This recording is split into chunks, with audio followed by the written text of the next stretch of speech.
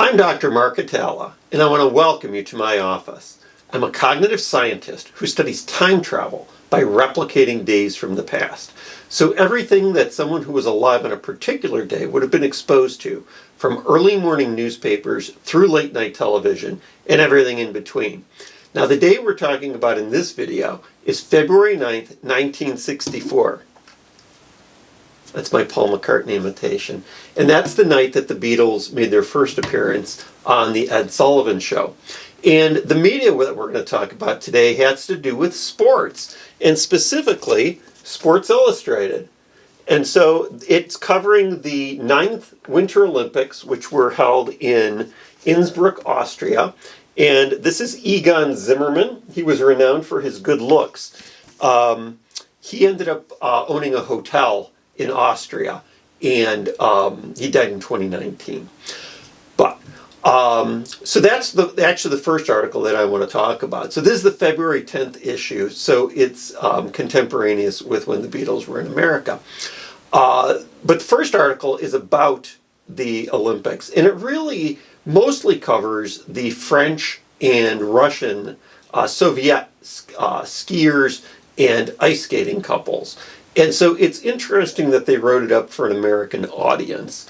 And I'm not sure that they would do that today. If you ever watch the Olympics anymore, they focus a lot on American athletes, and that's where a lot of the stories are. The second story is also about the Olympics, and it says royal or regal splendor on the sidelines.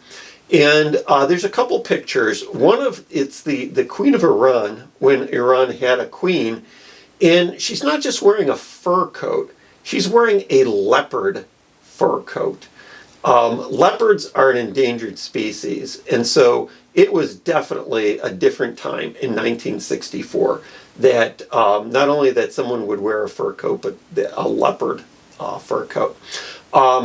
There's pictures also of Gerhard Porsche and his wife, and she's wearing a vintage 1929 coat, and so that's kind of nice in its own way too. The third article that I want to talk about is about Sonny Liston. And so they got 4 people who had fought Sonny Liston to get their feedback on how he could be beaten. So he was fighting Muhammad Ali, at the time known as Cassius Clay, in late February of 1964. And Liston was a 7-1 favorite, but he lost. And then they had a rematch again in 1965, and Ali knocked him out in the first round. But again, this isn't to take away from Sonny Liston as a boxer. He was a great boxer. And there's a very similar story in this month's Police Gazette, which again looks at the exact same thing. How can Sonny Liston be beaten? And so no wonder he lost. All of the major publications were collecting information on how he could be beaten. The last article is actually not an article at all, but it is my absolute favorite in this edition of Sports Illustrated, and it's the car ads. Cars were absolutely beautiful at this time period.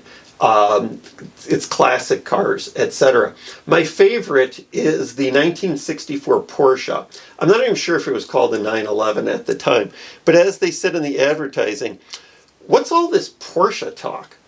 I was just talking about Gerhard Porsche myself. So at the time, the car cost $4,200, and the inflation adjusted equivalent would be $36,000. But good luck finding one on eBay or Auto Trader for less than $120,000 now. So that was a good car to buy and then just put in your garage and keep it covered up. But I'll put links to all of these below. And I would ask you to visit us at timetravelsimplified.com. And why not become a time traveler and buy my book, Beatles in America, February 9th, 1964. It's guaranteed. Our motto is, it's time travel or it's free. I put a link below to my Patreon account if you'd like to support my research further. And I'd ask you to like and subscribe and share this video. And otherwise, have a great day.